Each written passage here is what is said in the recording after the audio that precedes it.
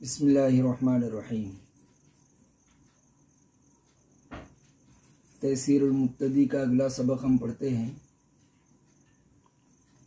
जो बहुत ही अहम है। बअल्फाज़े दीगर, दूसरे अल्फाज में जिसकी हमें बार बार ज़रूरत पड़ती है। चुनाचे इंसान जो बात जुबान से करता है उसे लफ्ज़ कहते हैं। अब ये लफ्ज़ दो तरह का होता है।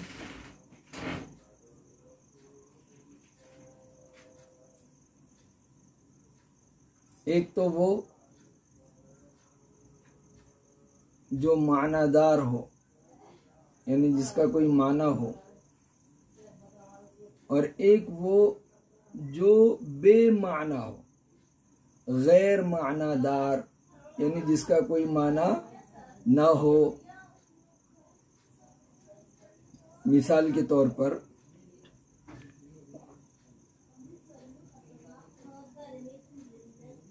आपने किसी से कहा कि भी पानी वानी लाना, तो पानी का तो माना है, वानी का कोई माना नहीं है। तो जो मानादार लफ्ज होता है उसको कहते हैं कलेमा, और जो गैर मानादार होता है उसको कहते हैं मुहम्मल। तो पानी क्या हुआ? कलेमा हुआ, और वानी क्या हुआ? मुहम्मल। अब कलेमा तीन तरह का होता है, यानी कलेमे की तीन किस्में।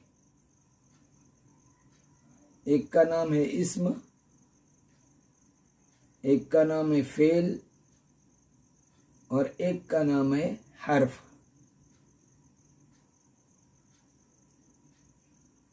इस्म, फेल और हर्फ की तारीफ समझने से पहले एक बात हम ये समझें कि ज़माना वक्त को कहते हैं,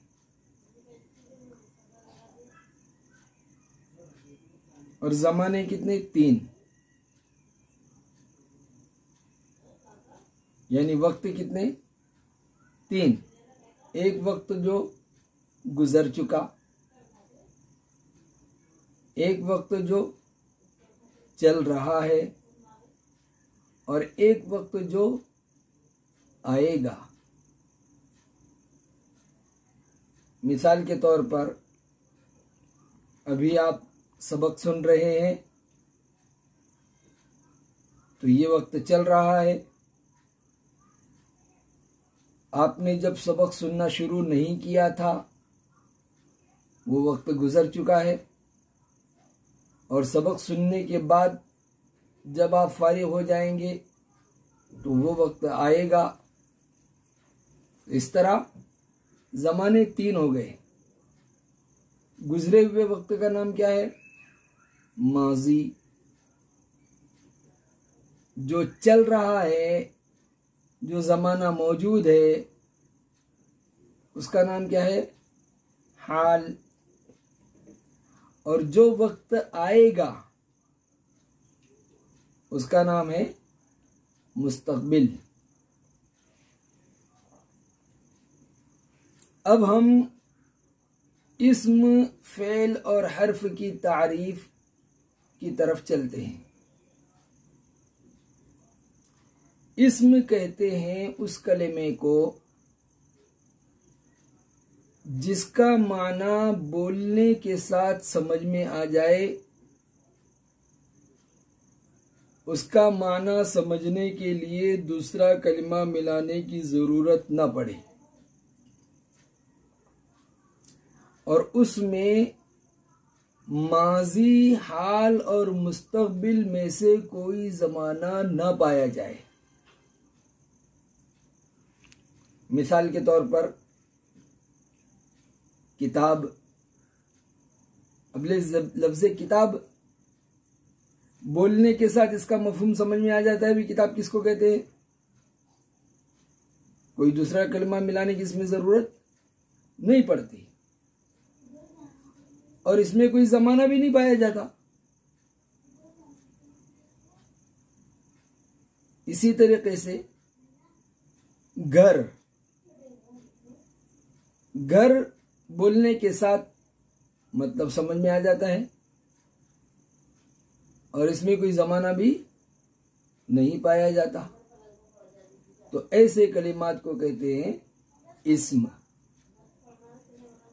फेल कहते हैं उस कलमे को जिसका माना बोलने के साथ समझ में आ जाए, यानी दूसरा कलमा मिलाने की जरूरत न पड़े और उसमें 3 जमानों में से कोई जमाना भी पाया जाए। बअल्फाज़े दीगर माजी, हाल या मुस्तकबिल में काम का होना उसमें मालूम हो। मिसाल के तौर पर साजिद आया, तो आया लफ्ज जो है इसका माना भी समझ में आता है आया के क्या मतलब है और इसमें जमाना पाया जा रहा है। कौन सा? गुजरा हुआ। आया कब बोलेंगे? जब आ चुका, गुजरे हुए वक्त में ये काम हो चुका। इसी तरीके से खालिद पढ़ता है। अब पढ़ता है को देखिए, पढ़ता है ऐसा लफ्ज है जिसका माना बोलने के साथ समझ में आ जाता है, दूसरा कलिमा मिलाने की इसमें जरूरत नहीं पड़ती और पढ़ता है में जमाना मौजूदा यानी हाल पाया जा रहा है। इसी तरीके से आमिर सबक लिखेगा, तो लिखेगा ये ऐसा लफ्ज है जिसका माना बोलने के साथ समझ में आ जाता है, दूसरा कलिमा मिलाने की जरूरत नहीं पड़ती और इसमें आने वाला जमाना पाया जा रहा है। मतलब क्या? माजी हो या हाल या मुस्तकबिल, कोई भी जमाना उसमें पाया जाए और लफ्ज का माना बोलने के साथ समझ में आ जाए, दूसरा कलिमा मिलाने की जरूरत न पड़े, तो ऐसे कलिमे को कहते हैं फेल। और तीसरा कलमा होता है हर्फ। हर्फ कहते हैं उस कलमे को जिसका माना बोलने के साथ समझ में ना आए जब तक दूसरा कलमा उसके साथ न मिलाया जाए, यानी वो अपना माना बतलाने में दूसरे कलमे का मोहताज हो। मिसाल के तौर पर खालिद मस्जिद में है, इस मिसाल में का लफ्ज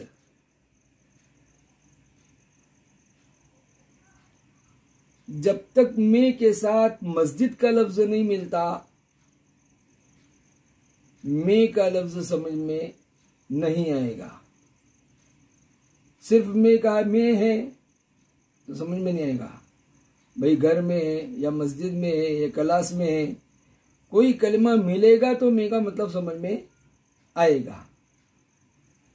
इसी तरह से जैसे खालिद बंबई से आया, तो सिर्फ से आया कहेंगे तो मतलब समझ में नहीं आएगा कि भी आने की शुरुआत और इब्तिदा कहाँ से हुई, बंबई से हुई। तो जब तक लफ्ज़ बंबई इसमें नहीं मिलेगा, से का मतलब समझ में नहीं आएगा। इसी तरीके से को, इसको भी हम मिसाल से समझते हैं। भी खलीफा ने रिआया को कपड़े दिए, तो सिर्फ अगर कहा कि को दिए तो को का मतलब समझ में नहीं आएगा, भाई किसको दिए। तो रिआया का लफ्ज मिलेगा तब को का मतलब समझ में आएगा कि भी रिआया को दिए, पब्लिक को दिए, आवाम को दिए, मातहतों को दिए। तो ये में है, से और को, ये हर्फ है। इसके बाद हम एक बात और समझते हैं जो चहल सबक के सबक में हमने समझी थी, वाहिद और जमा। कि भाई वाहिद किसको कहते हैं, एक को, और जमा किसको कहते हैं, एक से ज्यादा को। तीसरी चीज हमें यह समझना है, गाइब, हाजिर और मुतकल्लिम। मुतकल्लिम कहते हैं बात करने वाले को। जैसे मैंने पढ़ा, इसमें मैं बात करने वाला मुतकल्लिम। हमने लिखा, हम ये बात करने वाले, ये मुतकल्लिम हुआ। हाजिर किसको कहते हैं, जिससे बात की जाए। जैसे हम किसी को ये कहे कि तूने देखा, तूने चांद देखा, तो तू ये हाजिर है जिससे बात की जा रही है। इसी तरीके से तुमने सबक सुनाया, ये तुम जिससे बात की जा रही है ये हाजिर है। और गायब किसको कहते हैं, जो बात करते वक्त मौजूद न हो। जैसे वो गया, तो वो ये तीसरा आदमी है, बात करने वाला जिससे बात कर रहा है वो तीसरे के बारे में कह रहा है कि वो गया, तो ये वो क्या है, गायब। इसी तरह वो सब आए, तो वो सब ये क्या है, गायब। तो अगर हम गायब, हाजिर और मुतकल्लिम को वाहिद और जमा के साथ जोड़े तो फारसी के इस तरह 6 सेगे वजूद में आते हैं, बनते हैं। सेगा किसको कहते हैं, सेगा कहते हैं लफ्ज़ मुश्तक को, यानी ऐसा लफ्ज़ जो मज़दर से बनता है। आसान अल्फाज में दूसरे अल्फाज में यूं कहो कि आना, खाना, सोना ये मज़दर है। इससे बना आया, आता है, आएगा, ये सेगे हैं। अब हम इसको गायब और हाजिर और मुतकल्लिम के साथ जोड़े तो गायब के 2 सेगे बन जाएंगे, वाहिद और जमा। हाजिर के 2 सेगे बन जाएंगे, वाहिद और जमा। मुतकल्लिम के दो सिगे बन जाएंगे वाहिद और जमा। मिसाल के तौर पर वो आया, यानी वो एक आदमी, वाहिद गायब हो गया ये। वो सब आए, ये हो गया जमा गायब। तू आया, ये हो गया वाहिद हाजिर। तुम सब आए, ये जमा हाजिर। मैं आया, ये वाहिद मुतकल्लिम। हम सब आए, ये है जमा मुतकल्लिम। तो इस तरह से वे 6 बन जाते हैं। वाहिद गायब, जमा गायब, वाहिद हाजिर, जमा हाजिर, वाहिद मुतकल्लिम, जमा मुतकल्लिम। इस सबक को अच्छे से किताब में देखकर जुबानी याद करेंगे,